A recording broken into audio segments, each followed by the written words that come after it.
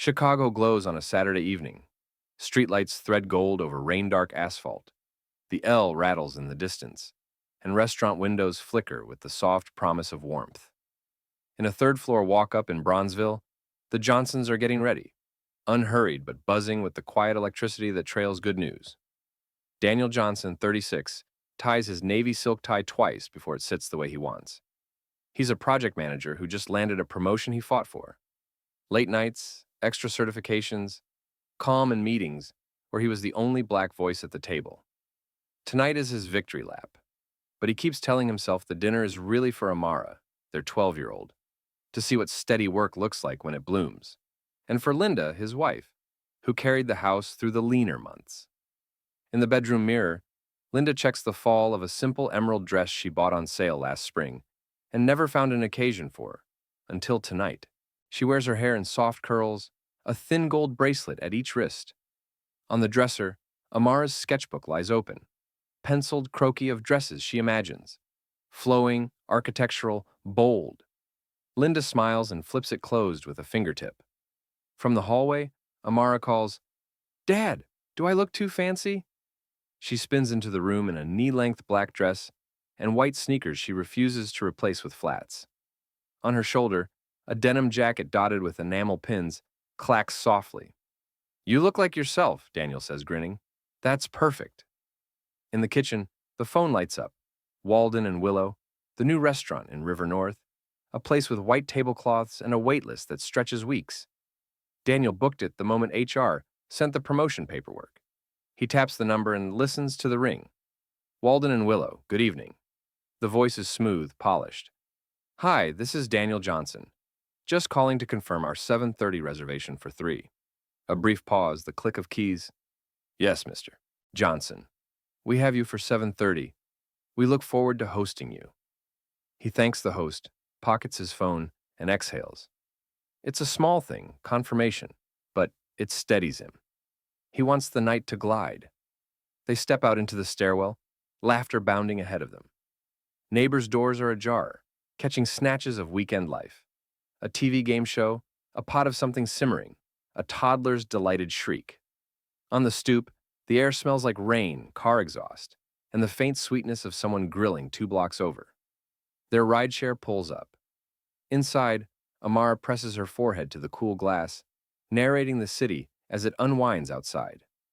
That mural looks new. Look, those clouds over the river. Do you think they'll have creme brulee? If they don't, we'll start a petition, Daniel says. Linda reaches for his hand. "You earned this," she murmurs. He squeezes back. "We earned this." The river runs like slate beneath the bridges. River North rises, glass, steel, soft-lit lobbies, valet stands. As the car slows, the restaurant appears like a photograph come to life. Tall windows trimmed in black, a carved wooden door, its name in serif letters on frosted glass. Outside, a pair of couples in wool coats wait beneath a heat lamp, chins tucked into scarves. A valet in a neat cap jogs to open the Johnsons' door. "Walden and Willow?" he asks, friendly enough. Daniel nods and thanks him. They climb the 3 stone steps, the world narrowing to the weight and expectation of a front door. Inside, the foyer is warm and fragrant, rosemary, butter, something lemoned and bright.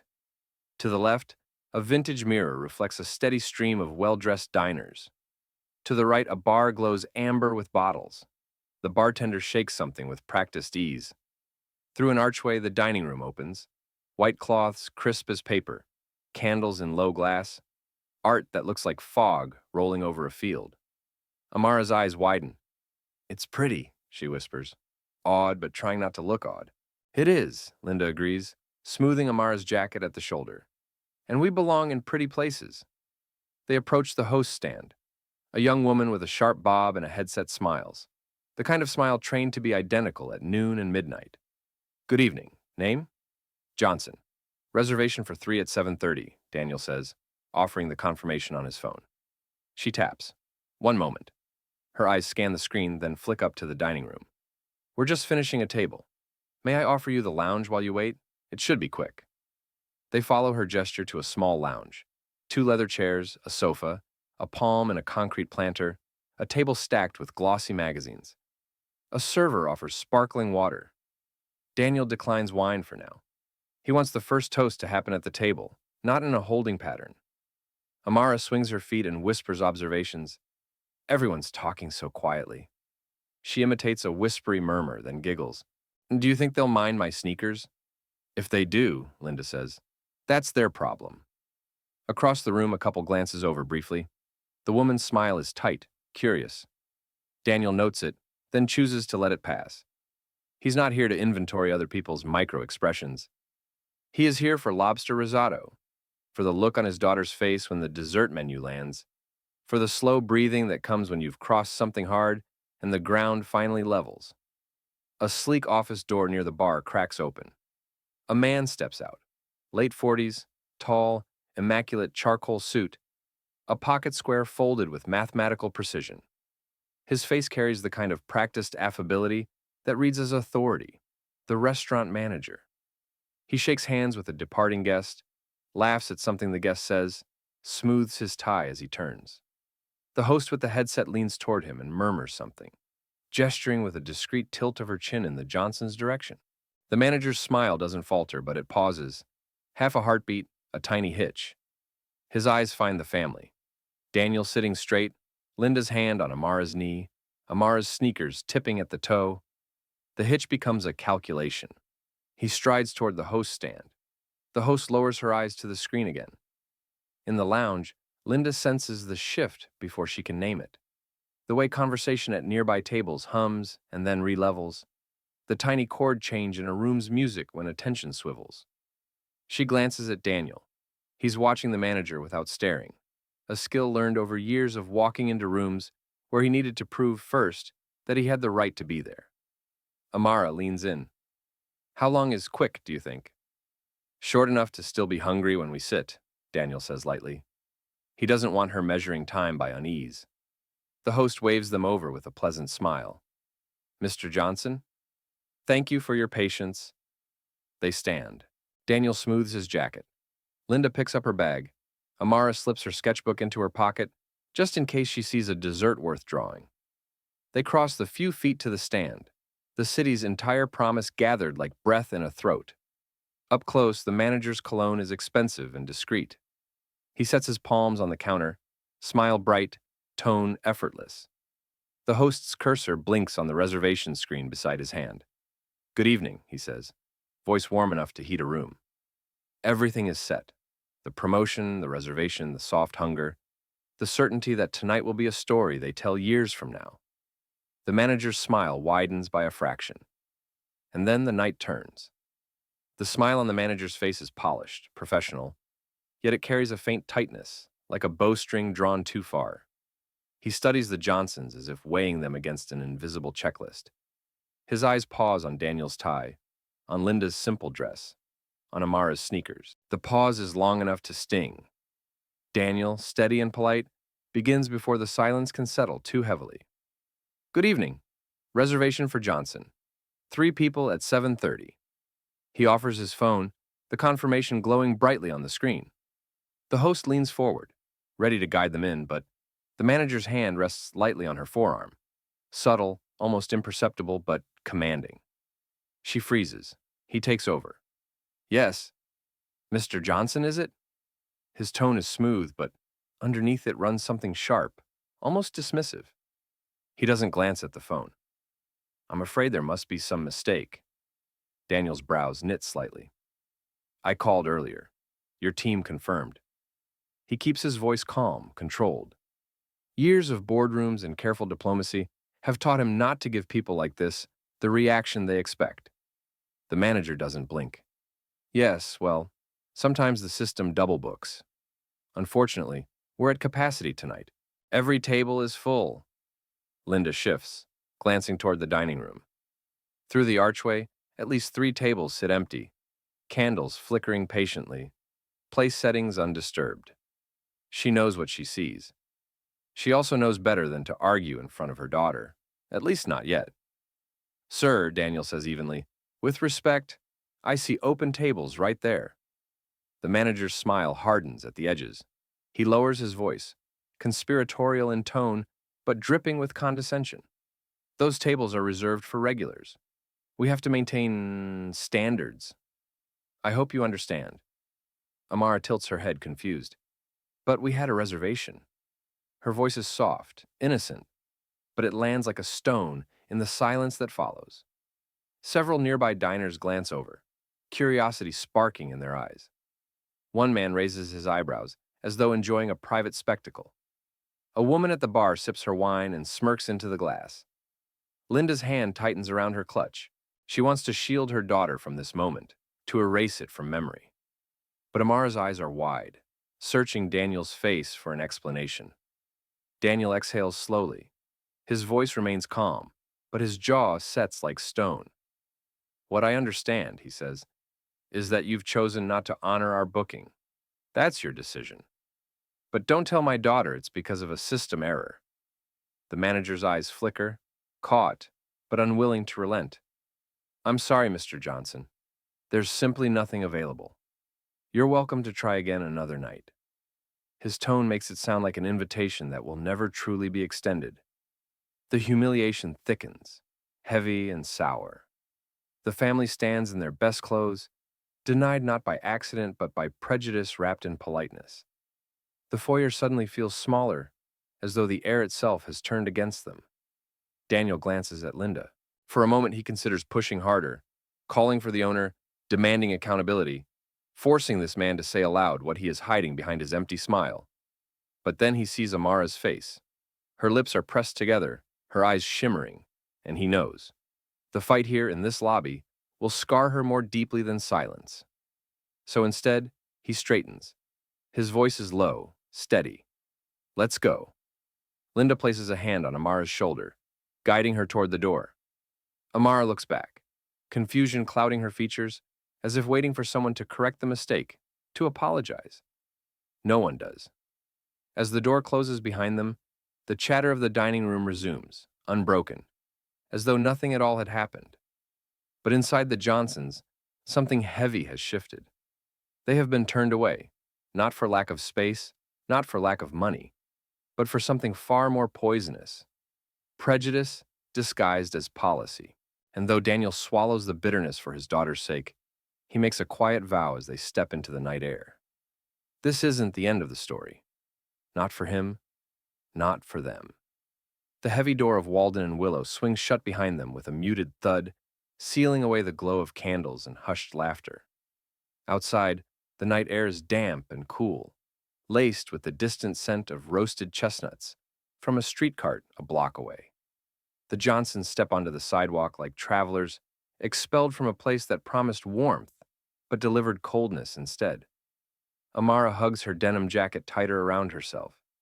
She stares down at her sneakers, the white rubber toes catching faint reflections from the streetlights. Her voice is small when she finally breaks the silence. Daddy, why didn't they let us eat there? Did we do something wrong? The question slices through Daniel like glass. He swallows hard, his throat tight, because he hears not just confusion in her voice, but the fragile crack of innocence slipping away. He crouches down so his eyes meet hers, his tie brushing against his coat buttons. No, sweetheart, we didn't do anything wrong. Sometimes, people choose not to see us for who we are. They see only what they want, and they decide we don't belong. Amara frowns, trying to make sense of words too big for her 12 years. But you called. They said we had a table. Daniel nods slowly. Yes, they did. And they should have honored it. But they didn't. Because of their prejudice. That's not about us. That's about them. Her eyes glisten and she whispers, It felt like they hated us. Linda kneels too, brushing a curl from Amara's forehead, her voice steady though her heart aches. Not everyone will welcome us, baby. Some will try to make us feel small.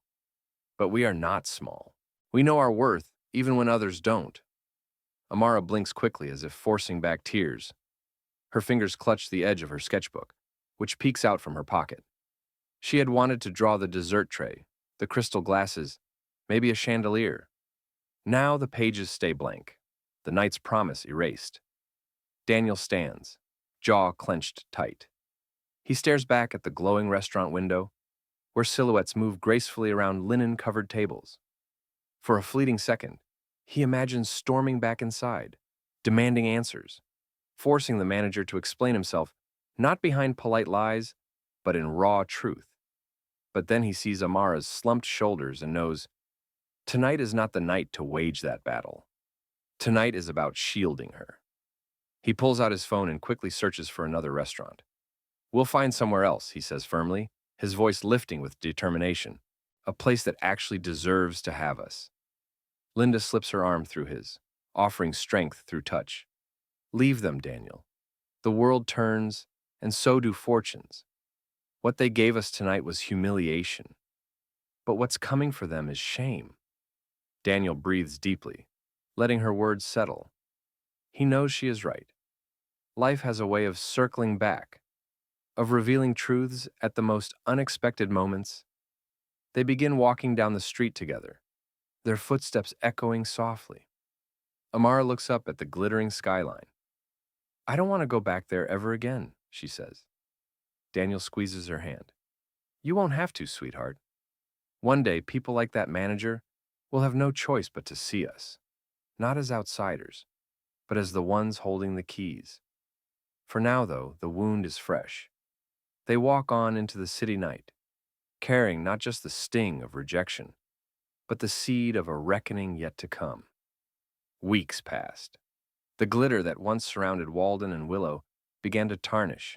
When the restaurant had opened, it was hailed as the new crown jewel of River North, a sleek temple of fine dining where the wealthy and well-connected competed for reservations.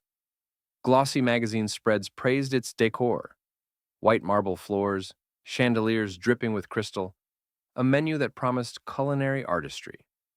The manager, Mr. Walters, strutted through the dining room like a conductor leading an orchestra, convinced that his empire was untouchable. But the shine faded quickly. The decline begins. First came the whispers, diners complaining quietly about slow service, dishes arriving cold, servers who seemed nervous and undertrained. Online reviews, once glowing, began to crack. Not worth the hype. Overpriced and overrated. I've had better risotto at a corner cafe. Soon, food critics noticed.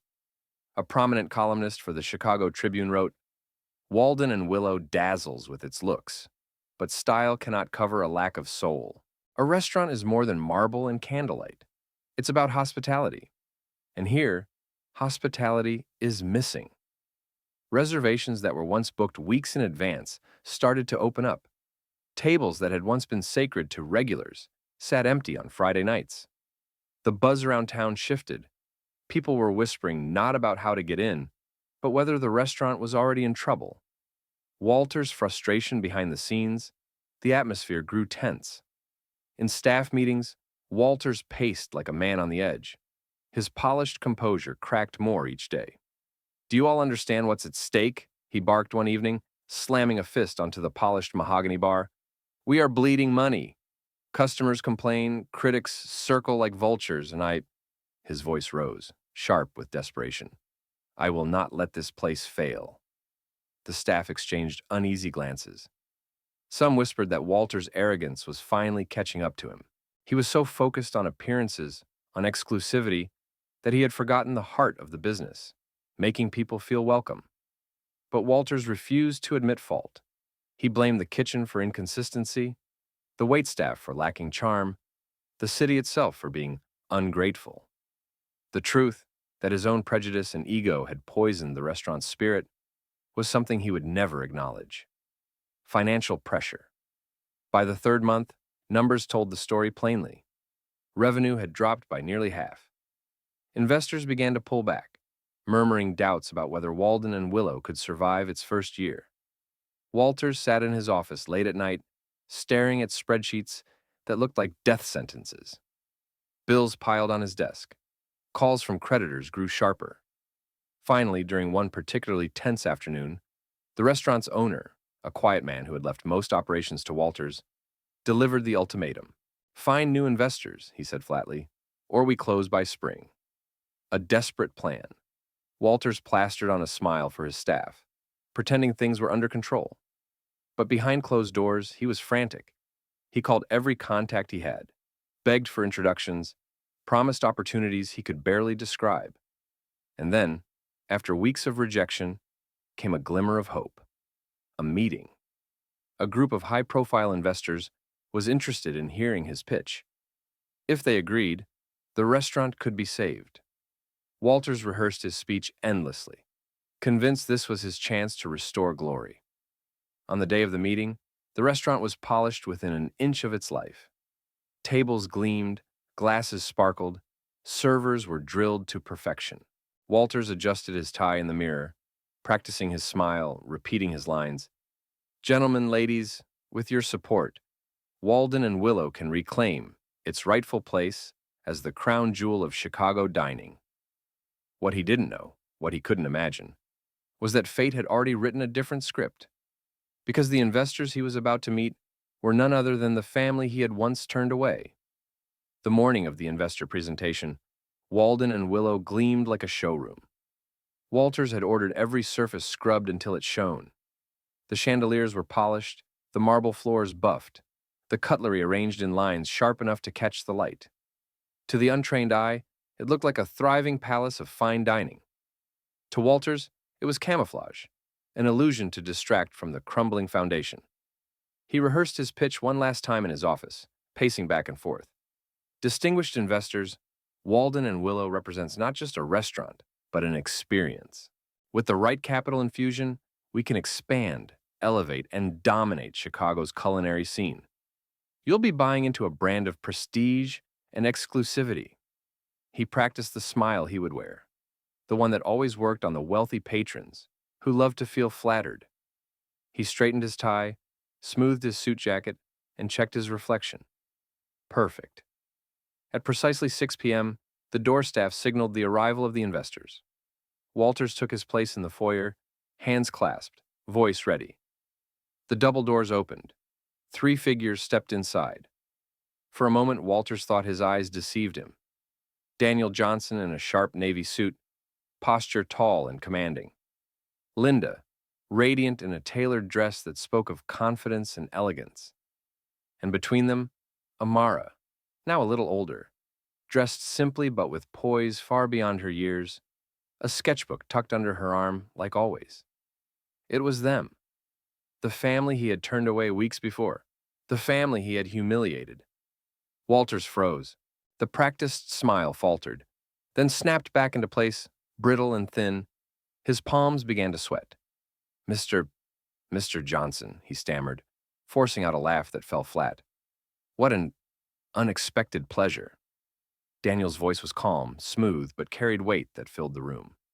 Good evening, Mr. Walters. We're here for the investor presentation. The words hit Walters like a blow. He glanced desperately at the owner, who stood nearby, oblivious to the history.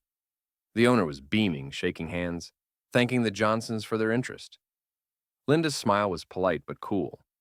We represent a fund that believes in investing in businesses with potential. We were curious about yours. Amara looked around the lobby, her eyes sweeping over the chandeliers, the marble, the staff scurrying to look perfect. Her gaze lingered on the host stand, the very place where Walters had once dismissed them like intruders. She said nothing, but her silence carried more than words. Walters cleared his throat, trying to regain control. Of course, of course. Right this way, please. His voice cracked on the last word. He led them toward the private dining room set up for the presentation, his mind reeling. As they walked past the tables, Walters felt the sting of recognition. This family no longer looked like outsiders. They looked like authority. They carried themselves with a quiet dignity that turned every head in the room. Diners murmured, sensing importance, snapping subtle photos on their phones. Inside the private room, crystal glasses and silver platters gleamed under soft light. Walters gestured stiffly for them to sit. He shuffled his notes, his pitch rehearsed, but the words stuck in his throat. How could he talk about prestige and exclusivity to the very people he had deemed unworthy of stepping inside? Daniel leaned back in his chair, folding his hands. His eyes locked on Walters, calm but unflinching. Go ahead, he said. We're listening. And with that, the power in the room shifted. For the first time since Walden and Willow opened its doors, Walters realized he was not the one in control. The private dining room was silent except for the faint hum of the HVAC and the distant clink of dishes from the kitchen. Mr. Walters stood at the head of the polished oak table, his presentation materials laid out neatly before him. Charts, projections, a stack of glossy brochures embossed with the restaurant's logo. He had rehearsed this pitch countless times, but now the words felt heavy, brittle, like glass about to shatter. Across the table sat the Johnsons. Daniel leaned back with quiet confidence, one arm draped over the chair. Linda sat poised, her expression unreadable, her gaze steady on Walters. Amara, with her sketchbook in her lap, tapped her pencil absent-mindedly, watching everything with eyes far too perceptive for her age. Walters forced a smile, though his stomach was in knots. Ladies and gentlemen, thank you for your time this evening. Walden and Willow is a fine dining establishment dedicated to excellence, exclusivity, and prestige. With your investment, we will... Daniel raised a hand, cutting him off. His voice was calm, but there was steel underneath. Exclusivity, he repeated. That's an interesting word choice. Walters blinked, thrown off script. Yes, of course. Our clientele expect a certain standard. They value atmosphere, presentation, and being surrounded by people of... He caught himself, realizing where the sentence was going. Of similar refinement. Daniel's eyes narrowed. Refinement. Is that what you call what happened the night my family had a confirmed reservation here, and you turned us away? The words landed like thunder. Walter's face drained of color. He stammered, searching for an escape. Mr. Johnson, I assure you, that was a simple mix-up. A misunderstanding. The system must have... Linda leaned forward, her voice sharp but steady. A misunderstanding doesn't look someone in the eye and tell them there's no place for them, while empty tables sit waiting. The weight of her words hung heavy in the room. Walter's polished mask cracked further. Beads of sweat glistened at his temple.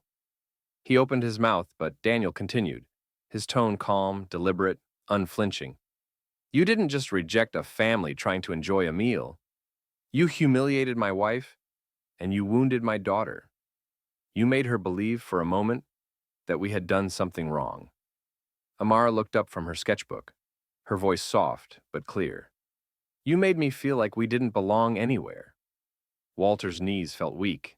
He gripped the back of a chair for support. For the first time in years, the man who had built his career on arrogance and false charm found himself without words. His excuses sounded hollow, his practiced confidence shattered. The silence was suffocating. Even the faint hum of the air conditioner seemed to mock him. Finally, Daniel leaned forward, his voice firm but not raised. You wanted exclusivity, Mr. Walters. You wanted to decide who was worthy of being in this room. Well, look around. Tonight, we are the ones with the power to decide your future. Walter's throat tightened. He looked from Daniel to Linda to Amara and back again. He saw no anger in their eyes now, only clarity, dignity, and something far heavier. Disappointment. Shame settled over him like a shroud. For the first time, he understood the full weight of what he had done. And for the first time, he realized that his fate no longer rested in his own hands. The silence in the private dining room stretched, thick and suffocating. Mr. Walters stood rigid at the head of the table, his carefully rehearsed speech forgotten, his face pale beneath the soft golden light. Across from him, the Johnson family waited, calm but unyielding. For once, the man who had built his life on control, on choosing who was worthy and who was not, had no ground left to stand on. Daniel folded his hands on the table. His voice was steady, each word deliberate, resonating with the authority of someone who had lived through humiliation and come out stronger. Let me be clear, Mr. Walters. We are prepared to invest. Walden and Willow has potential.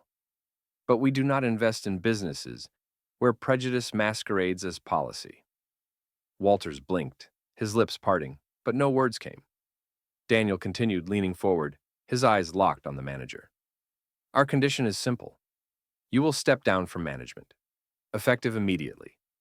If this restaurant is to survive, it needs leadership built on respect for everyone, not arrogance, not exclusion. Respect. The words hit Walters like a hammer. His mouth opened in protest, but Linda's calm, unwavering voice cut through before he could speak. You wanted exclusivity, Mr. Walters, but exclusivity without humanity is just cruelty. This restaurant can still thrive, but not under your kind of leadership. Walter's facade cracked. You, you can't do this, he stammered, though his tone carried no conviction. This is my... Daniel's eyes hardened. This was never yours. It belongs to the people who choose to believe in it. And right now, the only reason this place will still have a future is because of us. The owner, who had been quietly observing from the corner, finally spoke. His voice was heavy with finality. Mr. Walters, they're right. You've done good work, but somewhere along the way you lost sight of what matters. If these investors are willing to save this restaurant, I won't stand in their way. Consider this your resignation. Walters staggered, his pride collapsing under the weight of reality. He looked at the Johnsons one last time, at Daniel's calm strength, Linda's quiet resolve, and Amara's steady, unblinking gaze. Shame burned hotter than any spotlight he had ever stood under. He straightened his tie with shaking hands, turned sharply, and left the room without another word. The door closed behind him. The air shifted. It felt lighter, freer, like a storm had passed. Daniel exhaled slowly, then looked at Linda. She smiled faintly, the corner of her lips curving with both relief and quiet triumph. Amara tapped her pencil against her sketchbook and whispered almost to herself, "Now it feels like we belong here." The deal was signed within the week. With the Johnsons' investment, Walden and Willow transformed, not into a palace of exclusivity, but into a restaurant that embodied genuine hospitality. The staff, no longer afraid of Walter's wrath, flourished under new leadership. Guests of every background filled the dining room, and word spread quickly. The restaurant had been reborn, not just in food, but in spirit. Months later, Amara sat at one of the corner tables, sketchbook open. She drew the chandeliers, the plates, the people laughing, all different, all welcome. For the first time, she didn't feel like an outsider looking in. She was part of the story. Daniel raised his glass in a quiet toast to his family. His voice was low but full of pride. They wanted to make us feel small. Instead, we built something bigger. Linda touched her glass to his, her eyes shining. And we did it together. The camera of imagination would pan out. The once exclusive restaurant, now alive with warmth and color. Laughter bouncing off the walls. A young black girl sketching her dreams at the table where she belonged. The Johnsons had not just invested in a business. They had invested in justice. They had invested in themselves, and they had won.